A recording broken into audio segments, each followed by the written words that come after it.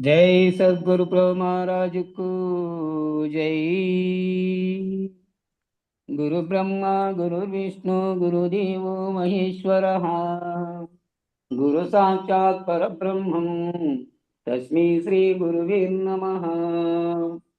गुरुवे सर्वलोकानां विषजे भवरोगिणां निधये सर्वविद्यानां श्रीदक्षिणामूर्तये नमः। ओंकारपीठचित्तान्तं ब्रह्मविद्योपदेशिकम् श्रीमन्नारायणं सूर्यं सद्गुरुभ्यो नमो नमः। बृहद्वादिष्टसिद्धान्तं पूर्णबोधोपदेशिकम् श्रीवेङ्कटेश्वरयोगीन्द्रं सद्गुरुभ्यो नमो नमः।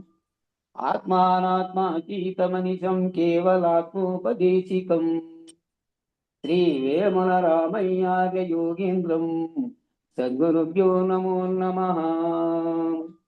चराचरमतीतं च अचलपूर्णोपदेशिकं श्री पूर्णानन्दपूर्णयार्य सद्गुरुभ्यो नमो नमः। पूर्णबोधसुधानिधिं पूर्वपुण्यफलप्रदं वेदान्तानन्द सद्गुरुं वेङ्कटरमणार्य गुरुं भजे। पूर्णानंद पुल्लयार्य पुत्ररत्न महागुरुं विष्णानंद विभुं दैवं कृष्णमूर्ति नमो नमः। परब्रह्मानन्दवर्षं परापर समादर्शं ज्ञानाज्ञानतीतानन्द श्री अश्वत्थार्य नमोस्तुते। सर्वकालाकाल प्रत्यक्षं सर्वोत्तम सुशाश्वितं विरहितानन्दगुरुं श्रीवेङ्कटदासार्यं गुरुं भजे। अस्मद्गुरुसमारम्भं कृष्णसान्दीपमाध्यमं श्रीमहाविष्णुपर्यन्तं वन्दे गुरुपरम्परम्। जय सद्गुरु प्रभु महाराज को जय।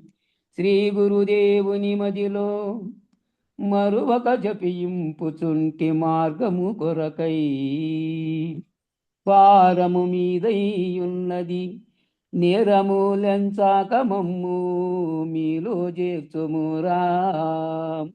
ధరణిలో మీ కన్నా దాతాలెవ్వరురా.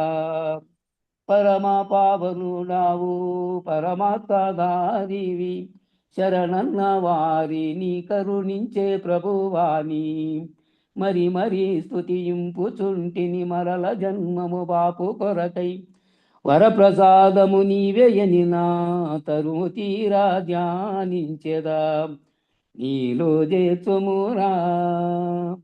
ధరణిలో మీ కన్నా దాతాలెవ్వరురా. అన్ని బోధల వలను కాదన్నా పరిపూర్ణ బోధ ఎన్న సఖ్యము కాదన్నా. పన్నగేంద్రాచయని ప్రముఖులు తిన్నగా ఈ బోధ మర్మము కన్నదేశీ కులచెనెరిగియు పన్నుగా పరిపూర్ణులైరి. అన్ని బోధల వలను కాదన్నా పరిపూర్ణ బోధ ఎన్న సఖ్యము కాదన్నా. ఎన్ని విధములనైన బయలును కన్నులతో కనుగొన్న జన్మము ఉన్నవని బుధులెన్నో విధములా విన్నవించిన విధమెరుంగక తన్ను తా కనుగొన్న తన కన్నా మోక్షంబు కలదనుచూ ఉన్నవారల మాట వినకన్నా.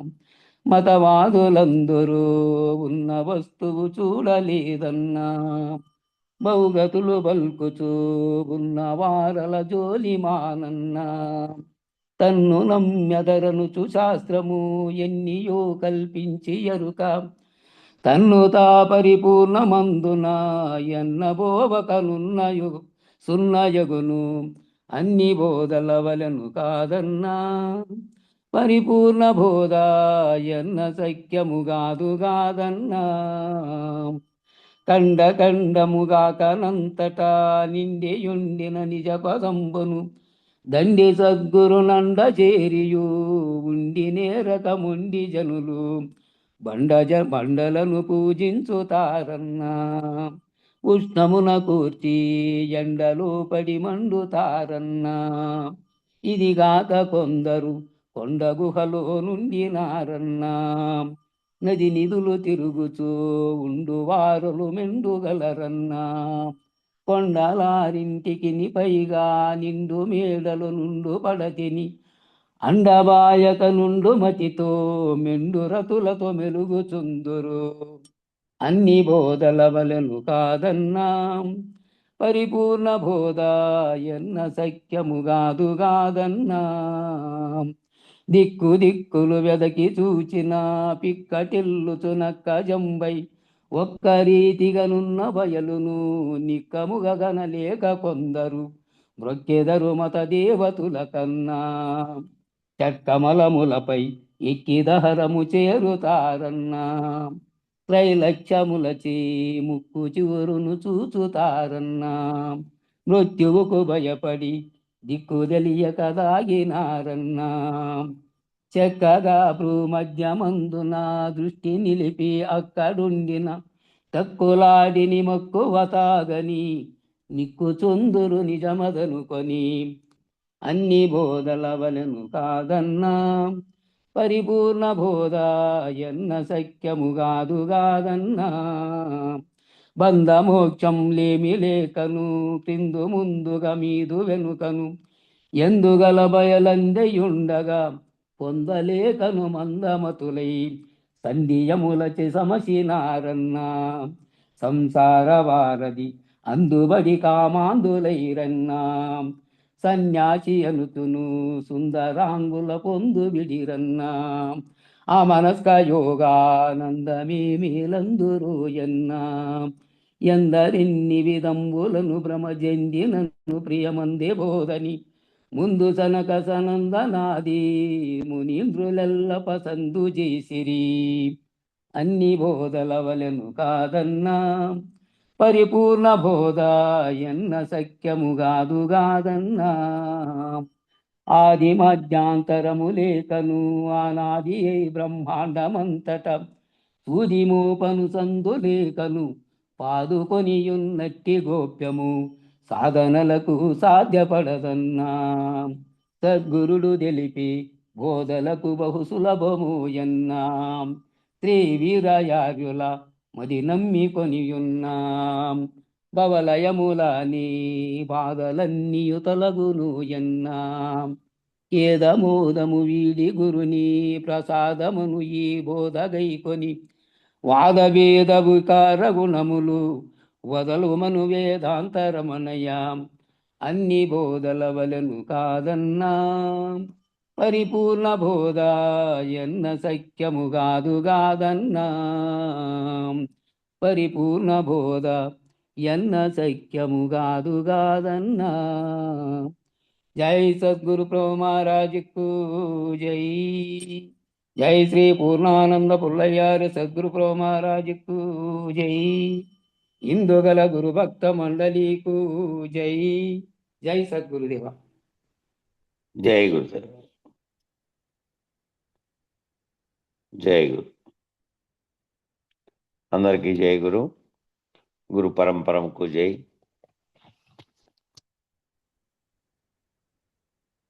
నిర్భయానంద బోధామృతంలో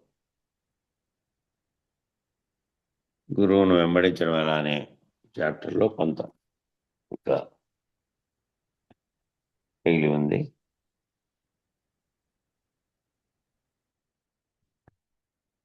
కాబట్టి శిష్యులకి బోధలో భాగంగా చెప్పినటువంటి ముందు పిండాండ పంచీకరణ చెబుతారు.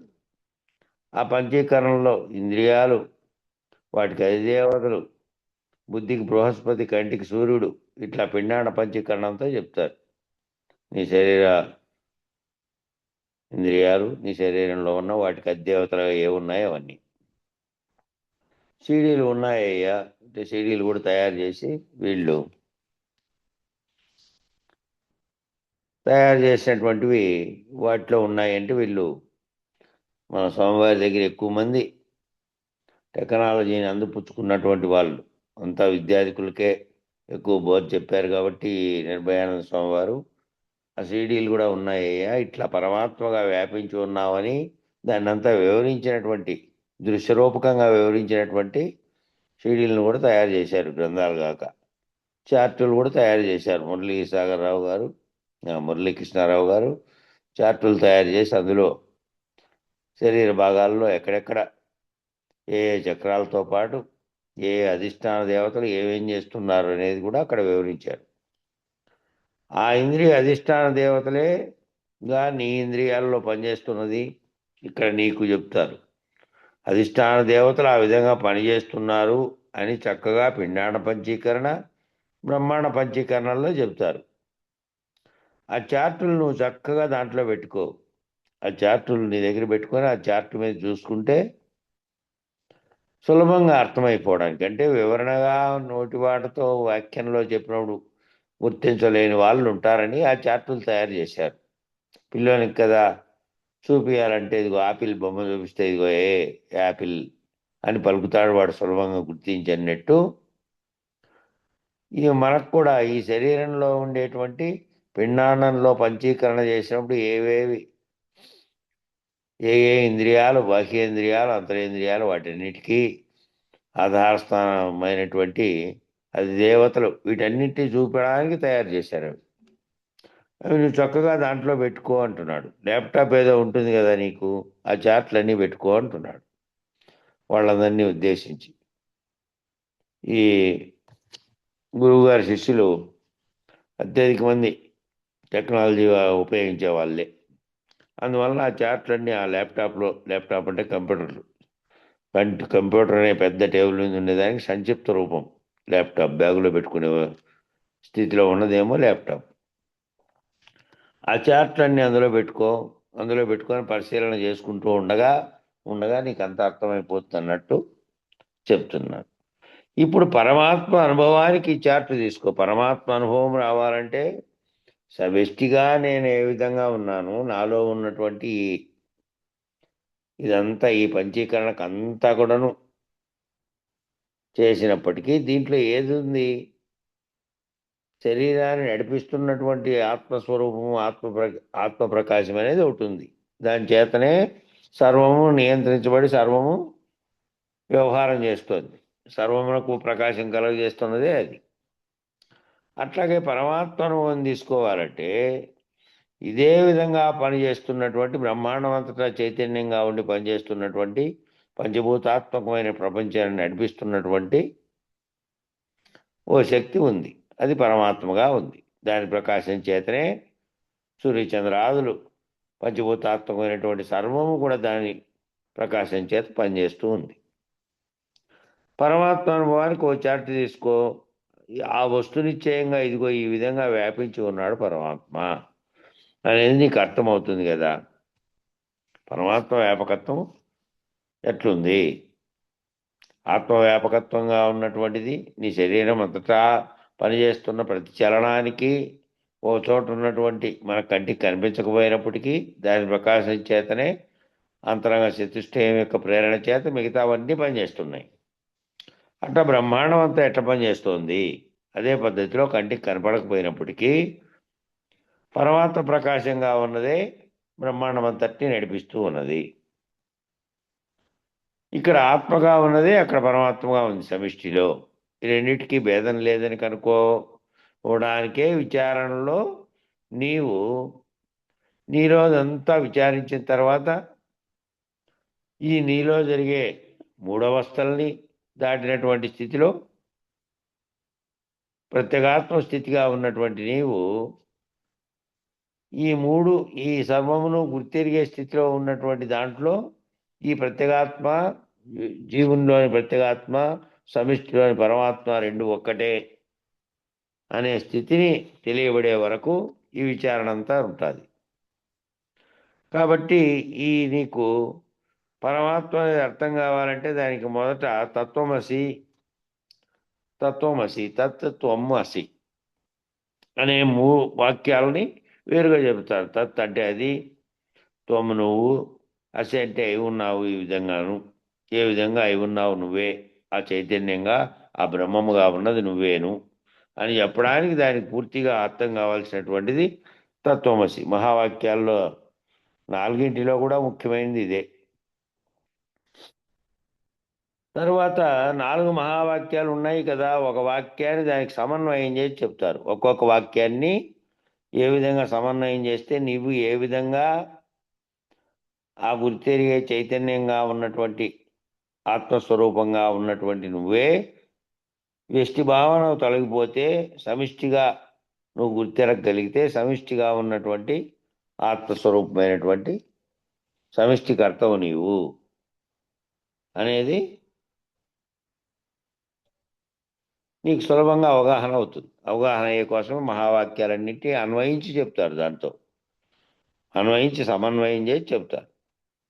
ఆ పరమాత్మ అనుభవం నీకు వచ్చిందనుకో, పరమాత్మ నుండి మళ్ళీ బ్రహ్మలేకి ప్రవేశింపజేయాలి. అప్పుడు బ్రహ్మాండ పంచీకరణ ఉంటుంది. ఆ పంచీకరణ ద్వారా బ్రహ్మగా ఎట్లా వ్యాపించి ఉన్నావు, ఆ పంచీకరణలో అధిదేవతలు, ఇంద్రియాలు ఇవన్నీ అక్కడ ఉంటాయి.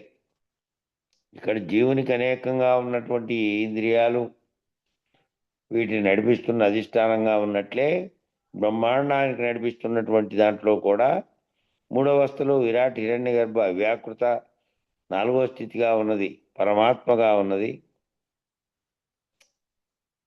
మూల ప్రకృతి లేదా పరమాత్మ అని అన్నారు. ఆ స్థితిలో ఉన్నదానికి, ఆ స్థితిలో ఉండేటువంటి దాన్ని ఇక్కడ ఉన్నటువంటి జీవుల్లో ప్రత్యేగాత్మ పరమాత్మ ఒక్కటేనని నీకు అర్థమయ్యే వరకు వివరించి చెప్తారు. ఆ వివరించి నీకు అవగాహన అయిందనుకో, నేను నా చైతన్యం ఏదైతే ఉన్నదో అది పరమాత్మగా ఉన్నది సమిష్టిలో అనే అర్థం నీకు అయ్యి, అట్లా నువ్వు ఆ పంచీకరణ తెలుసుకున్న తర్వాత నువ్వే బ్రహ్మంగా ఉన్నటువంటి సర్వవ్యాప్తమైనటువంటి బ్రహ్మంగా వేరుగా లేవు. నీ చైతన్యమే ఆ బ్రహ్మంగా సర్వవ్యాప్తమై ఉన్నది. అట్లా ఎట్లా వ్యాపించి ఉన్నావో ఆ పంచీకరణలో అధిదేవతలు, ఇంద్రియాలు ఇవన్నీ కూడా అక్కడ ఉంటాయి. కాబట్టి తర్వాత బ్రహ్మ పరబ్రహ్మం అనేది ఉంది. దానికి సంబంధించిన ఈశ్వర పంచీకరణ అంతా ఉంది. ఈశ్వర పంచీకరణ, జీవ పంచీకరణ. జీవునికి ఉన్నటువంటి 4 నీ జీవుడు జాగ్రత్తలో ఉన్నప్పుడు విషుడు, స్వప్నం కంటున్నప్పుడు తైజసుడు, గాఢ నిద్రావస్థలో ప్రాజ్ఞుడు, ఈ 3 అవస్థల్ని గుర్తించిన దానికి సాక్షిగా ఉన్నటువంటి ప్రత్యేగాత్మ. అదే స్థితిలో ఈశ్వర పంచీకరణలో విరాట్ హిరణ్యగర్భ అవ్యాకృత పరమాత్మ అనేటువంటి స్థితిలో 4 అవస్థల్ని పొంది ఉన్నాడు. బ్రహ్మాండంలో కూడా ఈశ్వర పంచీకరణలో. ఈ పంచీకరణ ద్వారా బ్రహ్మ నుండి పరబ్రహ్మలేకి మారుస్తారు. ఈ బ్రహ్మం అనే స్థితిలో నుంచి, బ్రహ్మం అంటే వ్యక్తమైన తర్వాత ఈ సృష్టికి కారణమైనటువంటి సంకల్పం ఏది కలిగించిందో, ఏది కారణంగా తన్మాత్ర సహితంగా ఉన్నటువంటి దానితో తాదాత్మ్యం చెంది గుణాలతో కూడినటువంటి స్థూల రూప జగత్తంతా ఏర్పడడానికి కారణమైనటువంటి వస్తువుగా ఉన్నదో, ఆ స్థితిలో నుంచి అంతకుముందు ఏది వ్యక్తం కాకుండా ఉన్నటువంటి అవ్యక్తంగా ఉన్నటువంటి స్థితిలో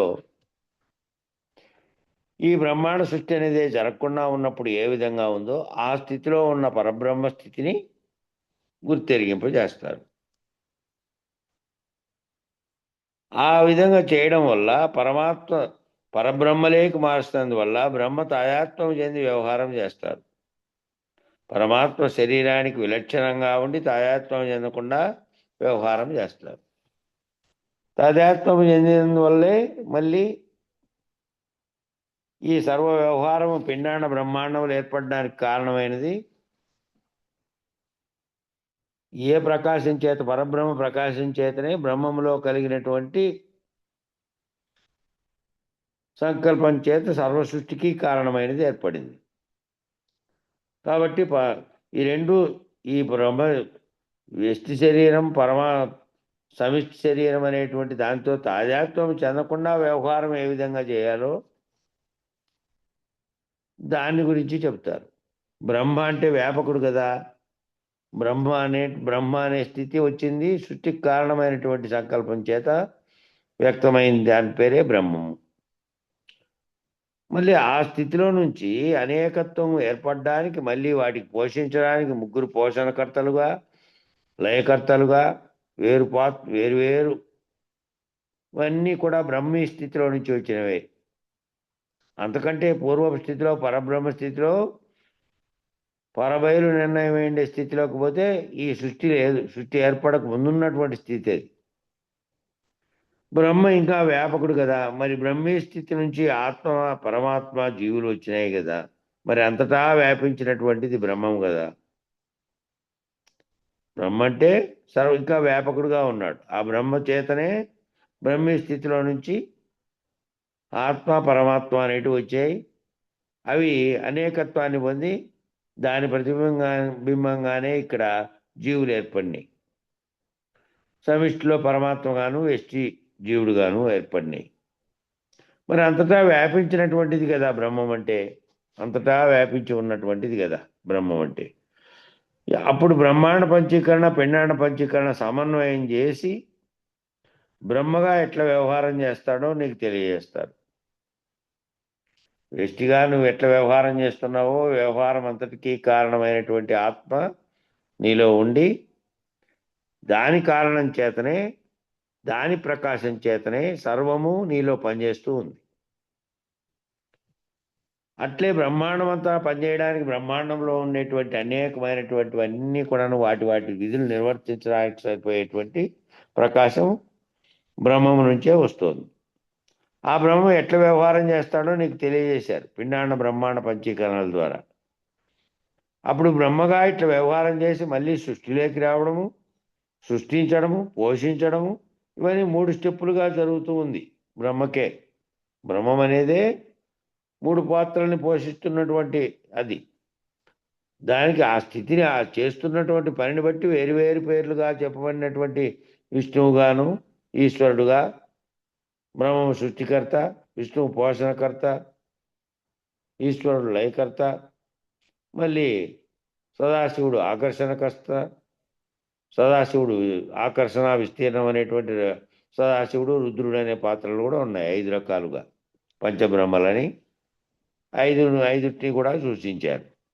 ఈ వ్యవహారం అంతా చేస్తున్నటువంటి ఏమేమి చేస్తున్నారో జరుగుతున్న బ్రహ్మాండంలో జరుగుతున్నటువంటి దాన్ని వివరించడానికి వచ్చినటువంటివే ఇవన్నీ, ఈ పేర్లన్నీ. కాబట్టి బ్రహ్మాండ పిండాండ పంచీకరణ సమన్వయం చేసి బ్రహ్మగా ఎట్లా వ్యవహారం చేస్తారో తెలియజేశారు. అప్పుడు మళ్ళీ సృష్టిలోకి రావడం, పోషించడం, సృష్టించడం, ఇవన్నీ 3 స్టెప్పులుగా జరుగుతుంది కదా బ్రహ్మకు. మరి వీటిలో నిరంతరము తాదాత్మ్యం చెంది వ్యవహారం అంతా అనుభవం పొందుతున్నాడు ఆ బ్రహ్మం. ఈ వ్యవహారంలోకి తాను తాదాత్మ్యం చెంది నిరంతరము ఏ వ్యవహారంలోకి బ్రహ్మాండాన్ని నడిపిస్తున్నటువంటి వ్యవహారంలో తాదాత్మ్యం చెంది దాని ద్వారా అనుభవం పొందుతున్నాడు. మరి జీవుడు కూడా అంతే కదా. జీవుడు ఏం చేస్తున్నాడంటే శరీరంతో తాదాత్మ్యం చెంది శరీరంతో చేస్తున్న పనులు నేను చేస్తున్నాను అనే భావం చేత ఆ చేసినటువంటి అనుభవాన్ని పొంది దాని ఫలితాన్ని కూడా అనుభవాన్ని పొంది ఆ అనుభవాన్ని విషయంగా మార్చుకొని తనలోకి అనుభవాన్ని పొందుతున్నాడు. తాను చేసినటువంటి పనుల చేత నేననేటువంటి తాదాత్మ్యంతో జీవుల్లాగా తాను అనుభవం పొందుతున్నాడు. జీవుడేమో తన యొక్క పూర్వజన్మ సంస్కారాలను బట్టి మళ్ళీ ఈ జన్మలో ఏర్పడినటువంటి కొన్ని సంస్కారాలను బట్టి ప్రవర్తన చేస్తూ గుణాలతో కూడి ప్రవర్తన చేస్తూ ఉన్నాడు జీవుడు. అట్లా పొందుతున్నాడు అనుభవం. జీవుడు ఆ విధంగా అనుభవం పొందుతున్నాడు. బ్రహ్మాండకర్త అయిన బ్రహ్మమేమో ఈ బ్రహ్మాండం అంతటినీ నడిపిస్తూ దానికి కర్తగా తాను ఉంటూ ఆ సృష్టి చేసినప్పుడు సృష్టితో జరిగేటువంటి సర్వ వ్యవహారాలకు బ్రహ్మ ప్రకాశం చేత జరుగుతూ ఉన్నాయి. దానితో అనుభవం పొందుతూ ఉన్నాడు బ్రహ్మం. జీవుడి దీనితో శరీరంతో తాదాత్మ్యం చెంది అనుభవం పొందినట్టుగానే. కాబట్టి సంస్కారాల జీవుడిలాగానే తాను కూడా అనుభవం పొందుతున్నాడు. ఇక్కడ వెష్టిలో అక్కడ సమిష్టిలో బ్రహ్మం అనుభవం పొందుతున్నాడు. సంస్కారాల చేత ప్రేరేపించబడి బ్రహ్మ కూడా తాను చేసుకున్న సంస్కారాల హితంగా అనుభవం పొందుతున్నాడు విశ్వవ్యాప్తంగా. ఆ బ్రహ్మ కూడా తాను చేసుకున్నటువంటి సంస్కారాల హితంగా బ్రహ్మాండం సృష్టించిన తర్వాత బ్రహ్మాండంలో జరిగేటువంటి సర్వ వ్యవహారములకు దానితో తయారుత్వం చెందినప్పుడు ఆ అనుభవం అనేది ఆ అనుభవాన్ని పొందుతున్నాడు. ఆ పొందడానికి ఏమిటంటే నీకు శరీరంగా ఉన్నది ఆయనకు బ్రహ్మాండమే శరీరంగా ఉన్నది. ఆ బ్రహ్మాండంలో జరిగే వ్యవహారం యొక్క అనుభవమే ఆయన అనుభవం. ఇక్కడ బ్రహ్మం అని చెప్పడానికి నిజానికి ఆయన ఈయన అనడానికి కూడా లేదు. ఆ తత్వం అనే పదం అందుకే వాడారు. సర్వవ్యాప్త చైతన్యానికే బ్రహ్మం అని పేరు. అంతటా నిండి ఉన్నటువంటి చైతన్యానికి బ్రహ్మం అని పేరు. కాబట్టి తాను చేసుకున్న సంస్కారాలహితంగా అనుభవం పొందుతున్నాడు విశ్వవ్యాప్తంగా. విశ్వవ్యాప్తంగా. మరి నువ్వు పోయింది ఎక్కడ? నీకు బాధలు లేకుండా పోయింది ఎక్కడ? వ్యష్టిగా జీవుడిగా శరీర ధర్మంగా ఉన్నప్పుడేమో వాడు చేసిన సంస్కారము కర్మ చేతనే బాధపడ్డాడు.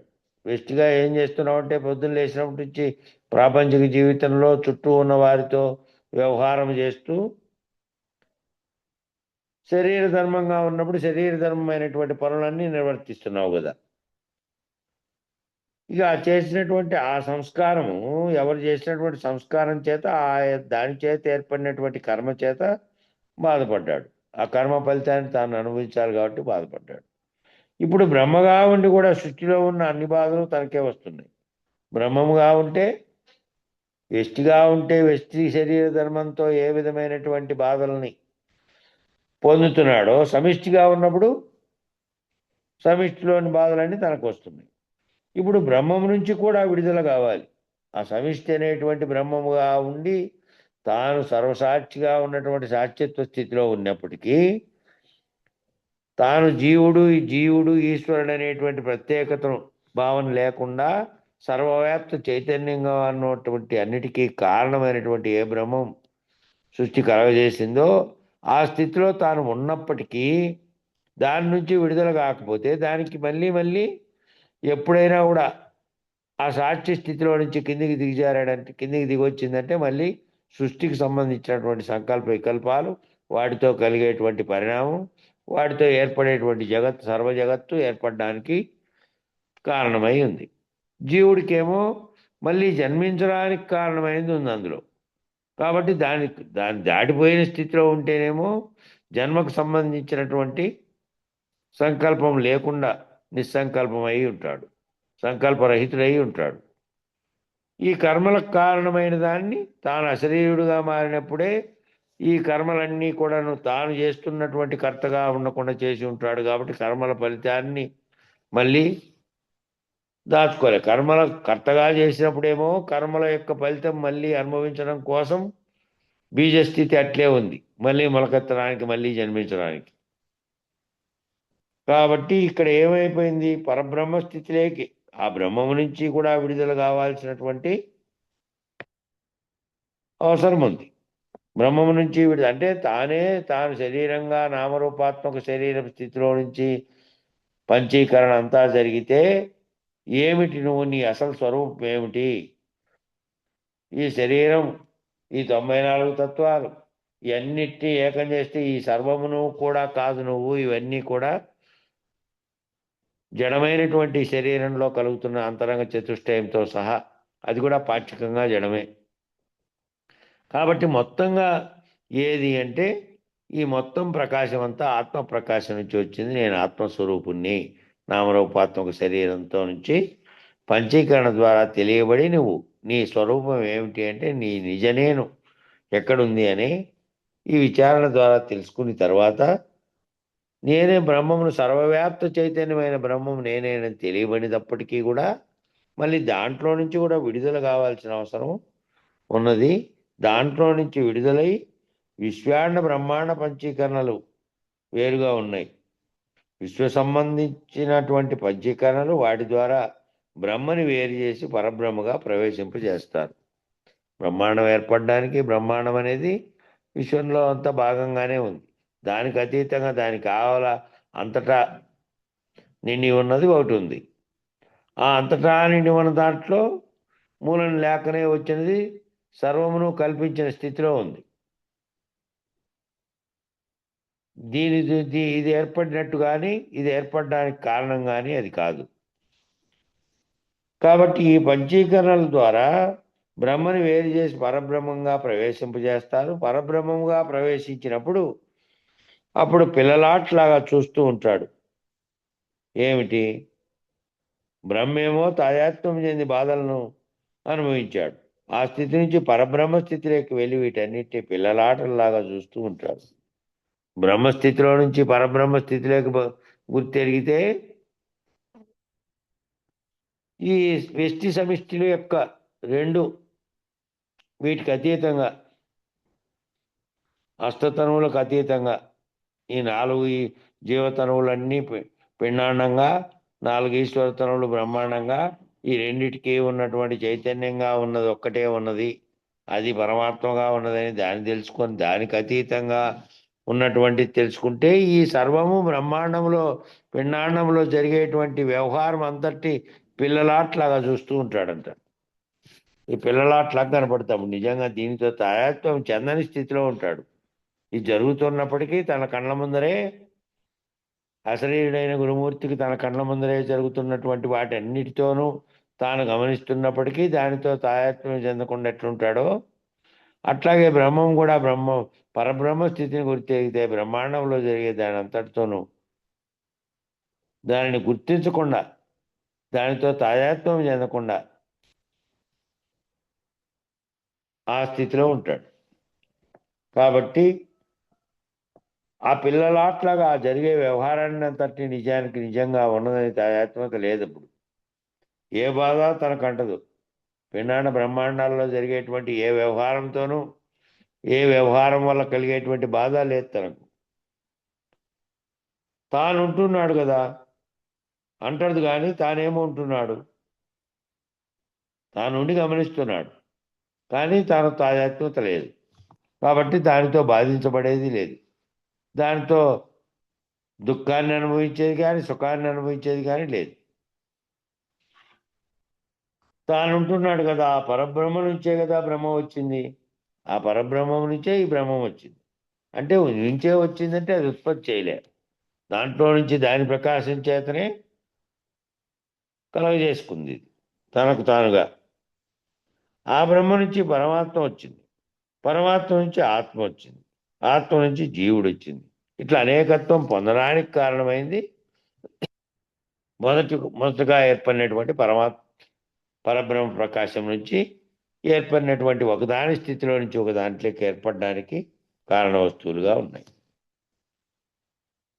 ఆత్మ నుంచి జీవుడుగా వచ్చింది, ఆత్మ నుంచి వచ్చినటువంటి జీవుడుగా ఏర్పడింది. ఎట్లా సృష్టి చేసుకుందో ఆ సాంఖ్యంలో మొత్తం అంతా వచ్చింది. ఆత్మ నుంచి ఏ విధంగా ఆకాశం ఏర్పడింది, అందులో నుంచి మిగతా పంచీకరణలో ఒకదానికోటి కలయడం చేత కలిగినటువంటి వస్తు జగత్ అంతా ఏర్పడడానికి కారణమైంది. కాబట్టి పరబ్రహ్మ మాత్రం తాదాత్మ్యం చెందకుండా లేకుండా ఉంటున్నాడు, కానీ మరి వ్యవహారం అలాగే అంతా అలాగే ఉంటుంది కదా, వాడు పోవడం లేదుగా. ఇక్కడి నుంచి గురువు అచల బోధలేకి ప్రవేశపెడతాడు. అచల బోధలేకి ఇక్కడి నుంచి ప్రవేశం, ఇక్కడ దాకా ప్రయాణం చేసి ఉంటే ఇక్కడ దాకా ఈ స్థితిగతులన్నింటినీ అవగాహన చేసుకోగలిగే స్థితిలో ఆత్మస్వరూపంగా ఉన్నది ఏది, పరమాత్మ స్వరూపంగా ఉన్నది ఏది, ఈ రెండింటి పంచీకరణలో జరుగుతున్నటువంటి వ్యవహారం, ఇక్కడ పిండాండంలో అక్కడ బ్రహ్మాండంలో జరుగుతున్నటువంటి వ్యవహారంలో కర్త నుంచి విడిపోయి చూడగలిగినటువంటి స్థితిలో ఈ బ్రహ్మం ఏర్పడడానికి కూడా ముందు ఏదైతే ఉన్నదో ఆ స్థితిలో కనుక నిలకడ చెందగలిగితే అక్కడి నుంచి చేసే పని ఏమిటి అంటే, గురువు అచల బోధలేకి, అచల బోధం అంటే ఇది కూడా ఏర్పడక ముందు ఈ బ్రహ్మాండత్వం కానీ దానికి కారణమైనటువంటి పరబ్రహ్మ ప్రకాశం కానీ లేకుండా ఉన్నప్పుడు, కేవల బయలుస్థితిగా ఉన్నప్పుడు, ఈ సృష్టి కానీ దీనికి కారణమైనటువంటి ఏ వస్తువు కూడా లేనప్పుడు, ఈ సృష్టి ఏర్పడడానికి కారణమే కానప్పుడు, ఎప్పటికీ ఈ పిండాండ బ్రహ్మాండాలకు సంబంధించినటువంటి ఈ వ్యాప్తి కానీ ఈ శరీరత్వం కానీ దీనితో తాదాత్మ్యత కానీ ఏమీ లేకుండా అయిపోయి తాను అనేది నిజానికి లేకుండా అయిపోయేటువంటి స్థితి. అంతకుముందు ఏ స్థితిలో ఉంది? ఆ బయలు స్థితిగా ఉన్నప్పుడు ఈ పరమాత్మ కానీ బ్రహ్మము కానీ ఏదీ లేదు. అది లేకుండా ఉన్నప్పుడు వెష్టి లేదు. సమిష్టి వెష్టి అనేది కూడా ఓ దాని నుంచి ఒకటి ఏర్పడింది.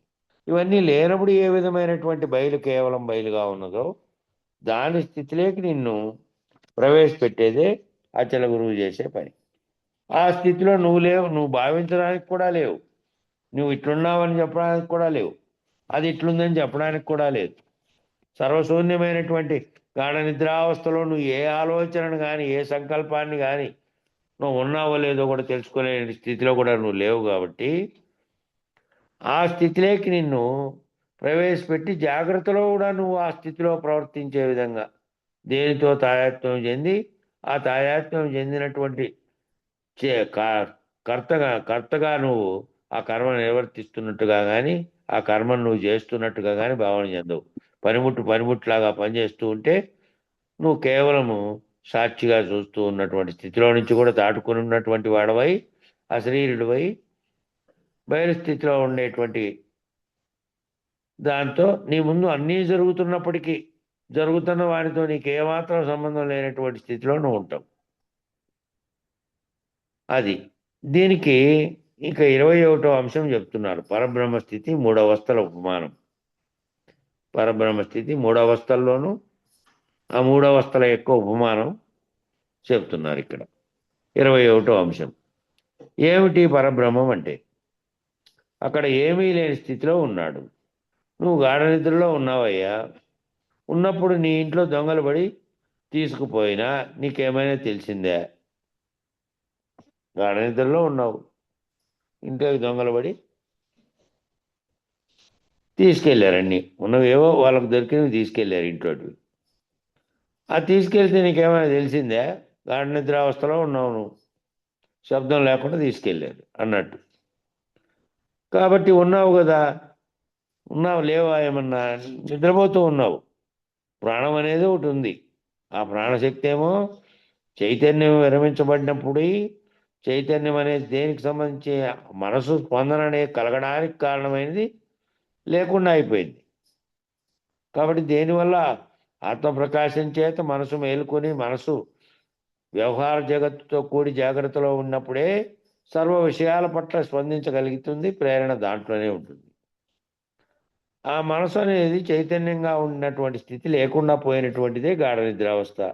శరీరం ఉంది, శరీరంలో దానికి సంబంధించినటువంటి ప్రాణ వ్యవస్థ ఒకటి పనిచేస్తూ ఉంది.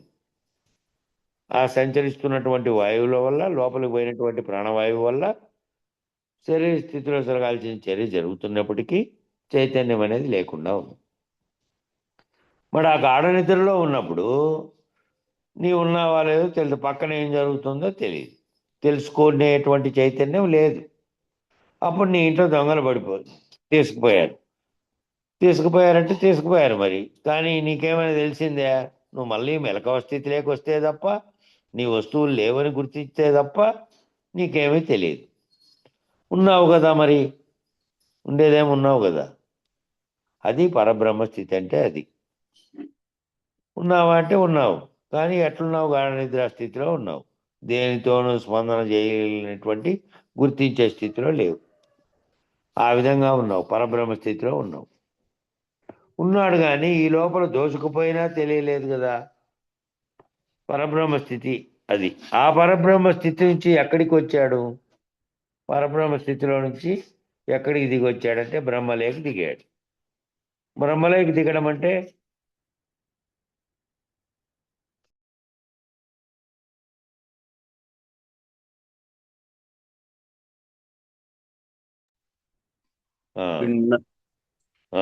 వచ్చాడు. బ్రహ్మాండంలో దిగడం. శబ్దం చేస్తుంటే వీళ్ళకు చెప్తాంటే వినపడలే. విశ్వాండ స్థితి నుంచి బ్రహ్మాండంలో దిగబడడం అంటే అప్పుడు చలించని స్థితి నుంచి చలించే స్థితిలోకి వచ్చాడు. వచ్చి ఆ బ్రహ్మలేకి దిగాడు. బ్రహ్మ అంటే పంచతన్మాత్ర సహితంగా దిగాడు. పంచతన్మాత్రలతో కూడినటువంటి సహితంగా దిగాడు. సమిష్టిలోనేమో పంచభూతాత్మకంగా వ్యవహరిస్తున్న వాటిలోకి దిగడం. వెస్ట్గా తీసుకుంటేనేమో పంచతన్మాత్రలుగా ఏవి వ్యవహరిస్తున్నాయో నీ శరీరతత్వంతో వ్యవహరిస్తున్నటువంటి వాటిలోకి దిగడం. అక్కడ వాక్యంలో చెప్పలేదా? అట్లా వ్యాపకమయ్యాడు. వ్యాపకమయ్యి మళ్ళీ పరమాత్మగా వచ్చాడు, వ్యాపకం అయ్యాడు. వ్యాపకం అంటే అనేకత్వం చెందడం, అనేక స్థితిని పొందడం, సర్వంగా అంతటా వ్యాపించడం. పరమాత్మ నుండి ప్రారంభమైంది సృష్టి యొక్క మంచి చెడ్డలు అవగాహన ఏమిటి, అక్కడ నుంచి ఆ జ్ఞానంతో మళ్ళీ కిందికి వెళ్ళి జీవులను సృష్టించడం, సంకల్పించడం. ఇవన్నీ ఇది ఏ జ్ఞానం చేత? జ్ఞానమే మొదటి సంకల్పమే, దాంతోనే సర్వము జరిగింది. దిగి రావడం దిగి రావడం దిగి రావడం అంటే కిందికి దిగి వచ్చే కొద్దీ కిందవన్నీ అజ్ఞానం, పైకి ఎక్కిపోయే కొద్దీ జ్ఞానం. కాబట్టి ఈ మంచి చెట్లు అన్నీ ఎక్కడి నుంచి వచ్చాయి? అక్కడి నుంచి జ్ఞానంతో కిందికి వెళ్ళి జీవులను సృష్టించడం జరిగింది. కాబట్టి బ్రహ్మగా ఉన్నప్పుడేమో అంతటా ప్రకృతితో కూడుకొని పంచతన్మాత్ర సహితంగా సృష్టి వ్యాపింపజేశాడు. బ్రహ్మగా ఉన్నప్పుడేమో సృష్టికి కారణమైనటువంటి సంకల్పాలు తనలో కలిగి ఆ సంకల్పాలు మళ్ళీ ప్రకృతితో కూడుకున్నటువంటి తన మాత్రల్ని కార్యరూపం ధరించేలా చేశాయి, సృష్టి వ్యాపింపజేసేలా చేసినాయి. స్థావర జంగమాత్మకం అంతా వచ్చింది, వాటికి కూడా ప్రాణం ఉంది, ఆ ప్రాణానికి విత్తనం ఉంది. ఆ కారణంగా మూలంలో మొదట ఎట్లొచ్చింది తెలియదు. మూలం లేని గుర్తెరిగేది ఏ విధంగా సంకల్పించి సర్వమును చేయడానికి వ్యక్తమైందో అదే విధంగా వచ్చింది. అప్పుడు ఆ బ్రహ్మస్థితి నుండి అనుభవం రాలేదు, బ్రహ్మస్థితిలో నుంచి అనుభవం రాలేదు. అనుభవం రావడానికి తనకు ప్రత్యేకమైన అనుభవం పొందడానికి అక్కడ దేనితో తాజాత్వం చెందాలి? దేనితోనైనా తాజాత్వం చెందితేనే అనుభవ స్థితి వస్తుంది. అప్పుడు పరమాత్మ స్థితిలోకి దిగాడు. పరమాత్మ స్థితిలోకి దిగేసరికి బ్రహ్మీ స్థితిలో ఉండే చైతన్యం కిందికి దిగింది.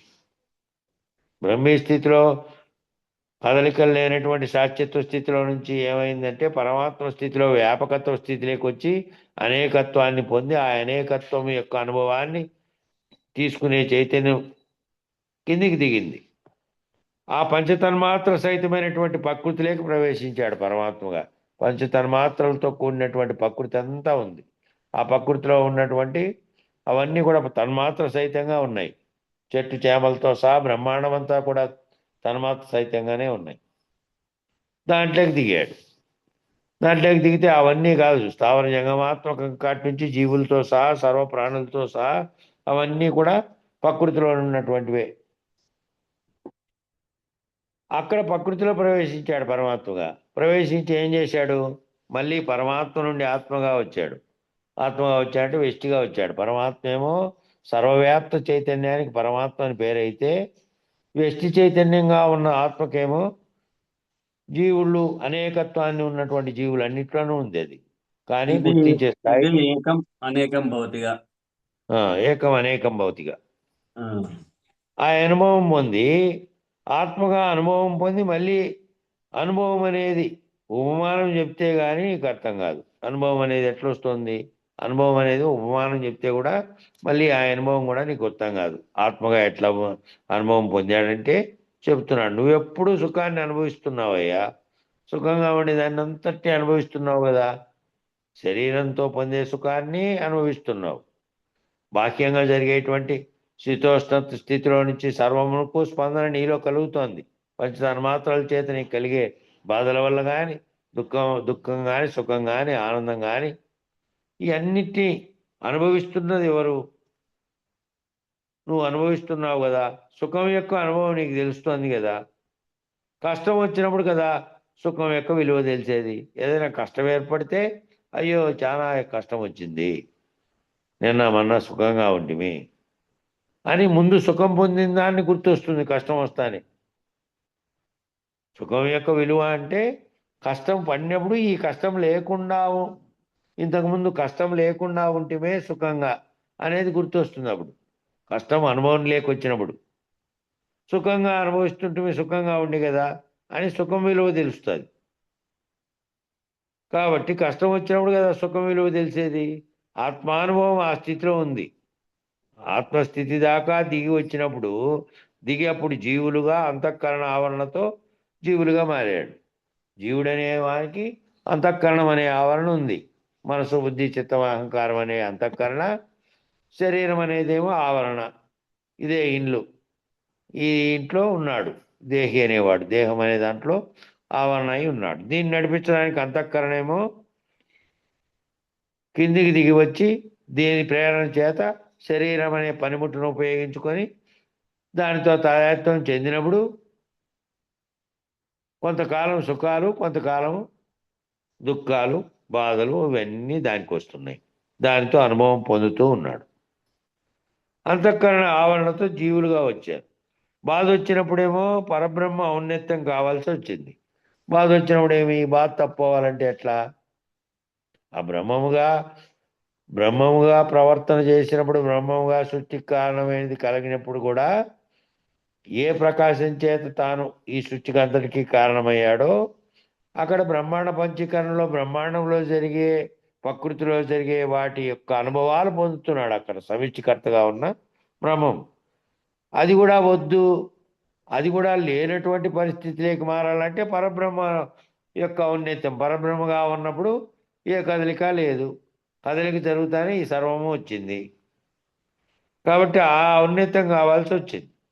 ఇప్పుడు దీన్ని ఏమంటారంటే పరబ్రహ్మనే అఖండ ఎరుక అంటారు. అఖండ ఎరుక అంటే పరబ్రహ్మముగా ఏది స్ఫూర్తి, దేని స్ఫూర్తితో బ్రహ్మాండం సృష్టికి కావడానికి కారణమైనటువంటి ప్రకాశం లభించిందో దాన్ని అఖండ ఎరుక అంటారు. ఖండం కానటువంటి ఎరుక, అది ఖండ ఎరుకలుగా, ఖండ ఎరుకగా, ఖండాఖండాలుగా కిందికి దిగి వస్తే, దిగి వచ్చి మళ్ళీ పరిణామం చెందుతూ, పరిణామం చెందడం అంటే ఒక రకమైన ప్రాణి ఏర్పడితే ఆ ప్రాణి విలక్షణమైనటువంటి మరో ప్రాణితో కలిసి వేరుగా పరిణామం చెంది ఉత్పత్తి జరిగితే వేరువేరు జీవులుగా పరిణామం చెందడం అంటారు. ఈ వేరువేరు జీవులన్నీ ఒకప్పుడు ఒక్క ప్రాణి నుంచి వచ్చినవే. చీమ నుంచి బ్రహ్మ వరకు పిపీలికాది బ్రహ్మ పర్యంతం అన్నారే. ఈ అనేకత్వాన్ని పొందినటువంటి అనేకమైనటువంటి ఈ జీవరాశి అంతటికీ కారణమైన ప్రాణం ఒక్కటిగానే మొదట పుట్టింది.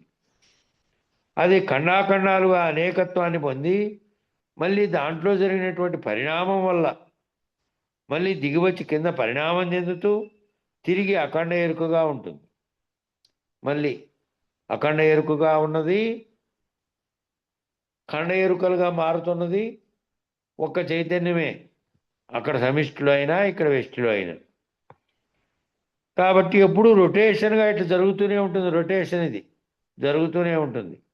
ఈ జరుగుతూ ఉన్నటువంటిది కిందికి దిగి వచ్చి అనుభవం పొందితే ఆ దాని యొక్క అనుభవం పొందడానికి చేసిన కర్మ, దాని యొక్క కర్మ ఫలితము, మళ్ళీ ఆ కర్మ ఫలితం అనుభవించడానికి అది బీజంగా ఉండి అది జన్మకు కారణమైనటువంటి వస్తువుగా అవుతోంది.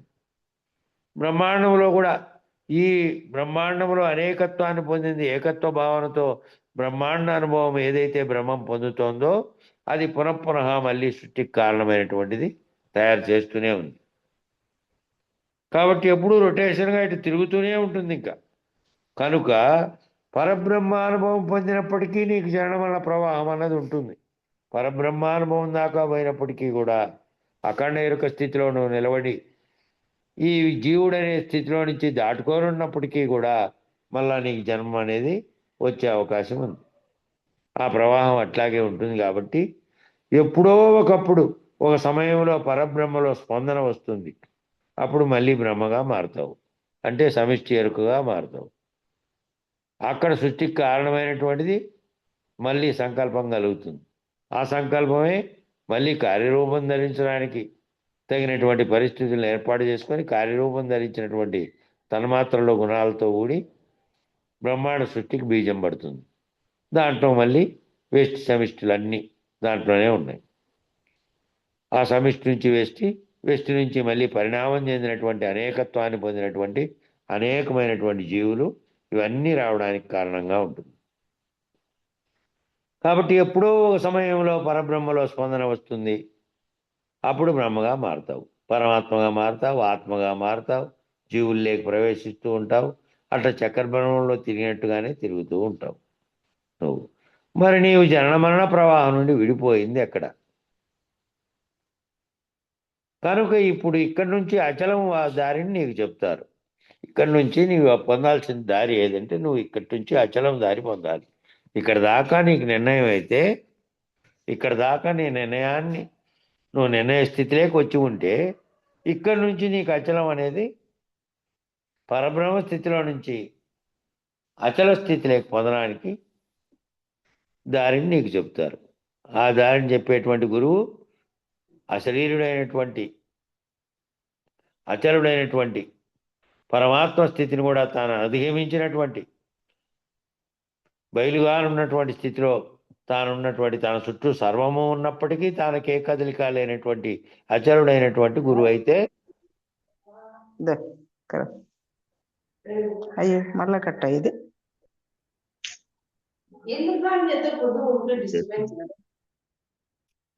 ఉమ్, ఎక్కడో పోయి. ఆ తరువాత నువ్వు ఆ జనన ప్రవాహం నుంచి విడిపోయే కాలానికి ఎవరు అంటే అటువంటి అచలకు పరిపూర్ణ గురుమూర్తి అయితే తాను అనుభవ స్థితిలో తెలుసుకొని తాను అశరీరుడైనటువంటి ఆ గురుమూర్తి మళ్ళీ అచలం దారిని నీకు చెప్తాడు. నువ్వు ఆ స్థితిని అందుకునే స్థితి దాకా నువ్వు పోయింటే ఆ పరబ్రహ్మను కూడా నిరసించి బ్రహ్మం నుంచి బ్రహ్మానుభవం నుండి వేరు చేసి ఆఖరికి ఆ పరబయలులో చేసినప్పుడు నీకు జననమన ప్రవాహం ఉండదు. అది అచలం అనే బోధ నీకు అర్థం అవడానికి చెప్తున్నాం. ఎట్లా అంటే ఆ పరబ్రహ్మ స్థితిలో నుంచి ఏది ప్రకాశ వస్తువుగా ఉండి ఏ దాని శక్తి చేత ప్రేరణ పొంది బ్రహ్మమై ఆ బ్రహ్మం నుంచి బ్రహ్మాండం నుంచి పిండాండ సృష్టి జరగడానికి కారణమై ఉన్నదో వాటన్నిటి పంచీకరణలో నువ్వు తెలుసుకొని పంచీకరణ స్థితిలో నుంచి సర్వవ్యాప్త చైతన్యంగా ఉన్నదే నేను అని ఆ బ్రహ్మము దాకా ఆ బ్రహ్మం నేనేను నాకంటే వేరులే నాలో కలిగే సంకల్ప వికల్పాలే ఈ సృష్టికి మూలమైనటువంటి దాంట్లో ఉన్నాయి. ఆ ఆత్మే దీనికి కారణం. ఆ ఆత్మ కంటే ముందున్న స్థితే పరమాత్మ అనేటువంటి దాంట్లో నుంచి ఏర్పడింది. ఆ పరమాత్మ అనే స్థితి కూడా లేకుండా ముందున్నటువంటి స్థితి పరబ్రహ్మ స్థితిలో ఉంది. ఏ దాన్ని సృష్టించకుండా ఉంది. దాంట్లో నుంచి దాని శక్తిలో నుంచి ప్రేరణ పొందిన స్థితే ఇది. అది అఖండ ఎరుకగా ఉన్నది. ఆ అఖండ ఎరుకలో కలిగినటువంటి సంకల్పం చేతనే సర్వము ఏర్పడింది. కాబట్టి మళ్ళీ అది సైకిల్ లాగా తిరిగి మళ్ళీ అనుభవానికి రాకుండా మళ్ళీ దీంట్లోకి దిగకుండా ఉండేటువంటి స్థితిని చెప్పడానికి దాన్ని కూడా దాటుకున్నటువంటి పరబయలు స్థితిలోకి నేను చేర్చాలి అనేటువంటిది అచల స్థితి. ఆ దారిని నీకు చెప్తారు అప్పుడు. కాబట్టి ఆ పరబ్రహ్మను కూడా నిరసించి బ్రహ్మం నుండి బ్రహ్మానుభవం నుండి ఆ రెండు అనుభవాల నుంచి వేరు చేసి బ్రహ్మం అనే అనుభవం కానీ బ్రహ్మానుభవం నుంచి వేరు చేసి ఆఖరికి ఆ పరబయలులో ప్రవేశింపజేసినప్పుడు నీకు జననమరణ ప్రవాహం ఉండదు. అప్పుడు నీకు ఉండదు. ఇంక దాంట్లో సంకల్పించేవాడు లేడు, సంకల్పించేది లేదు, ప్రకాశ వస్తువే లేదు. ప్రకాశ వస్తువు ఉంటే కదా దాని యొక్క ప్రేరణ చేత మళ్ళీ ఒక వస్తువును ప్రకాశింపజేసి దాని చేత అనేకత్వాన్ని పొందడానికి కారణమైంది. అదే లేదు. అదే లేనటువంటి స్థితిలోకి నిన్ను ప్రవేశపెడితే అది అచలబోధ. నీకు అర్థం అవడానికి ఇంత రకాలుగా ఇన్ని విధాలుగా వివరించి చెప్పాల్సి వచ్చింది. అందుకనే వివరించి అర్థం అవడానికి చెబుతున్నారు. మళ్ళీ ఆ స్థితిని పొందినారంటే మళ్ళీ నువ్వు కానీ నీకు చెప్పినటువంటి గురువు కానీ మళ్ళా ప్రత్యేకమైనటువంటి అస్తిత్వం వ్యక్తిత్వం ఏవీ లేవు. ఇంకా ఆ అనవాలే లేదు, ఆ ఉనికే లేదు. ఇంకా మళ్ళీ ఉనికి చుట్టూ ఉన్న దాంట్లో ఉనికి జరుగుతున్నప్పటికీ ఆ ఉనికిలోకి తాదాత్మ్యం చెందని స్థితిలో ఉంటాడు అటువంటి గురువు. ఆ శిష్యుడు కూడా ఆ స్థితిలోకి చేరిపోయి ఉంటాడు. మళ్ళీ పరబ్రహ్మ వరకు అక్కడ మళ్ళీ అఖండ ఎరుక అంటారు. ఖండ ఎరుకలుగా ఇక్కడ వస్తున్నాయి. ఇట్లా రొటేషన్గా తిరుగుతాయి. పరబ్రహ్మగా ఉన్నప్పుడేమో తాదాత్మ్యం లేకుండా చూస్తూ కూర్చుంటావు. కూర్చొని మరలా ఒక స్పందన వచ్చింది నీకు, మళ్ళీ రొటేషన్ జరిగింది, మళ్ళీ ఆ స్థితిలో నుంచి దిగొచ్చావు. కాబట్టి మనము గాఢ నిద్రలో ఉన్నాము. ఒకవేళ రోజంతా చేసినవన్నీ పోయినవి, మర్చిపోయాము, హాయిగా నిద్రపోయాము. అట్లా హాయిలో ఉండొచ్చు కదా. మామూలుగా ఆ హాయిలో ఎక్కడ పోయింది? అక్కడ చేసినటువంటి విషయం లేదు. గాఢ నిద్రలో ఉన్నప్పుడు జరిగేది ఏమిటి అంటే రోజంతా పడినటువంటి బాధలు ఉన్నాయనుకో.